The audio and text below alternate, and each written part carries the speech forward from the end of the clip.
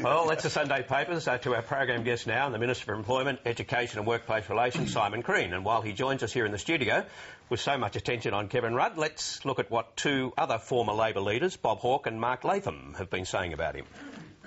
I think that this press conference here, which has produced about 50% of the questions on the past about Kevin Rudd, you may have satisfied your desires, but I just go back to what I said before. This is an election about Australia's future. That's what it's about. Look, let's face it, obviously Kevin is a very disappointed human being. He is. And who wouldn't be? He's disappointed, but I don't think he has any intention of trying to undermine Julia. Well, the problem with Kevin has always been he's a serial leaker. I'm sure Simon Crean was in Gillard's ear, and Gillard would remember that in those dark days in opposition, Rudd was just addicted to the media. It was like heroin to him, you know. He just loves talking to journalists. His natural habitat is in front of a journalist's microphone. Simon Crean, good morning, welcome. Hi Barry, how are you? As a former leader who never got the opportunity to contest an election, how long does it take to get over being sacked by your party? Depends how quickly you're determined to get on with your future. Yeah, and your determination, regardless of the hurt and the disappointment, and it happens, as I said to Kevin, I don't just show you sympathy, Kevin, I give you empathy. I know what it feels like. So does Bob. But I think the key for me was making a decision that if I couldn't lead the Labor Party, I wanted to be part of the leadership team that helped it win. And that's what I set my task on, and that's the best advice I can give to Kevin. He can't be leader. He's got to accept that. He's got to move on, and he's got to play as part of a team. When you said to him you showed him sympathy as well as empathy, what you actually said was you have more empathy for him than sympathy. Well, no, I actually said to him in the caucus meeting, I know how you feel, I can sympathise with you, and I empathise with you. I know what it's like. And you empathise because you've been there and done that. Yeah, but why so little sympathy? Well, I think because it's a fact of life. I think, you know, I can express the sympathy, but my point is I go further. It's more than sympathy, Barry, and I don't think he's just looking for sympathy. and as I say, I'm one of those very few that can, in a sense, advise him sensibly about the future. And that is, be part of the team. We want to win, we can win, and he can be an important part of that team going forward. What do you say about his behaviour so far? I think Kevin is out there campaigning in the local electorate. I think he was an excellent Prime Minister. In terms of the processes and dealings that I had with him, I always found him, and he was terrific on the international stage. Let's face it. So he is an asset for us, but he's also a great local member. I opened his electoral office way back when I was leader. I know how he campaigns on the ground. That's what he's back to doing. I welcome that fact. But the truth is that he has got a role to play if he wants to play that role. It's up to him. He's got to make the decision, and I hope he does. And that's the role as a team player? Team player, of course. Look, we're all part of the team. Because he hasn't demonstrated that in the past. That's part of the reason, isn't it, why the party moved against him, because of his autocratic style? No, I think there are a whole lot of reasons as to why the change happened, Barry. But so what? It's happened. My point is, don't dwell on the past. Concentrate on the future. And is he capable of that to the point where Julia Gillard could reasonably put him back into the cabinet? I absolutely believe so. But it is a question for him as to whether that's what he wants and whether he's determined to play as part of the team. And you believe the majority in the party would be okay with that? I'm sure they would. They would? They would. Okay. Is it acceptable that ministers send members of staff along to Security Committee meetings of Cabinet as a sort of a proxy? Well, again, I'm not on the National Security Committee.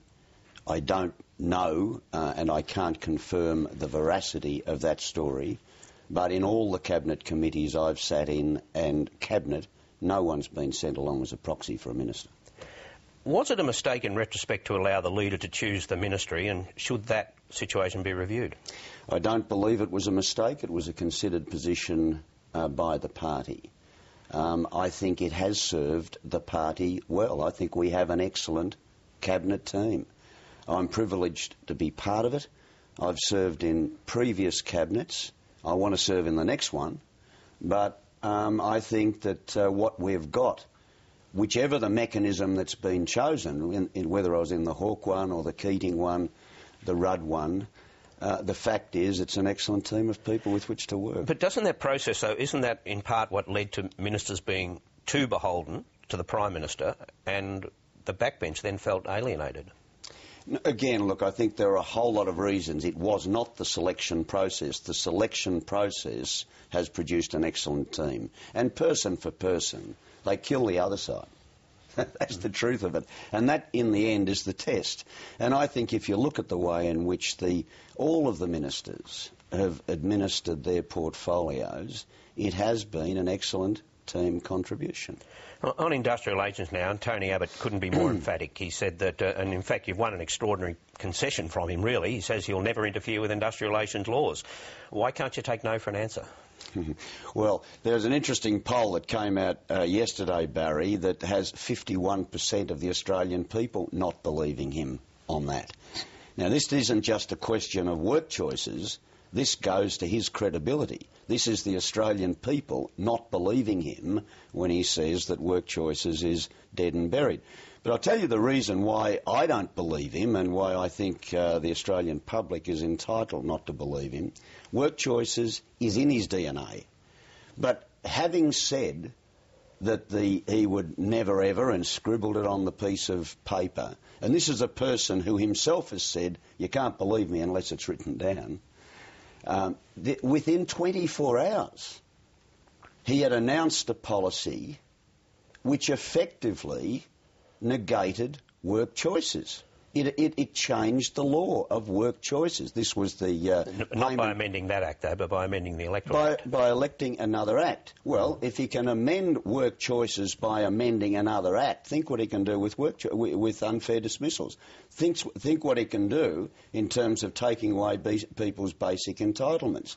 He can do it by regulation, he can do it by other acts of Parliament, or he can simply do it by a flexibility that exists within the arrangements. And I think that the mining industry have said all he has to do is to get individual contracts back into play, is use the flexibility that's there in terms of timing for existing contracts and extend them. Right. Now you're Stroke of a pen, no legislation, but people don't believe him anyway when he says that he's not going to introduce work choices, but there are many options by which he can do it. You're making announcements today on protection for workers who are made redundant, but you don't really go very much further than the Howard government went, do you? Oh, yeah, we do. And in fact, think of how this started. This was John Howard's brother's company, Stan Howard. Remember, when the only company that was ever looked after in the history of the country in terms of workers' entitlements was John Howard's brother's company. We campaigned a lot on that. Then there was the Ansett collapse. Then they introduced the Gears scheme. But the scheme that they introduced was capped. The most you could get was 16 weeks' pay.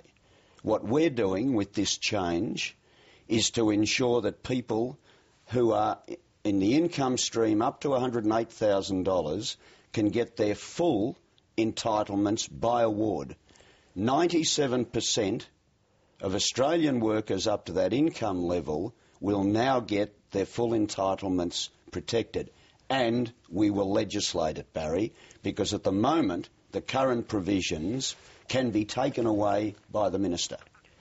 We will legislate it to ensure not only we lift the cap, but we underpin the protection. And the taxpayers will pick up the bill. What's the cost? The cost is $60 million. OK. Now, on migration, and Tony Abbott says you'll almost halve the number to 170,000. Is it right that you're saying that you'll do better than that? You'll go even further? Well, effectively, the position, many of the policies we've put in place have brought us down from what we inherited. We inherited something like 300,000 in net migration. The 457 visa class was abused. We've closed those loopholes. The student visa class was abused. We had people in other countries of the world selling residency, not education. We've closed those loopholes. And the other important thing that we've done, Barry, is to concentrate on building our own skill base. Because what the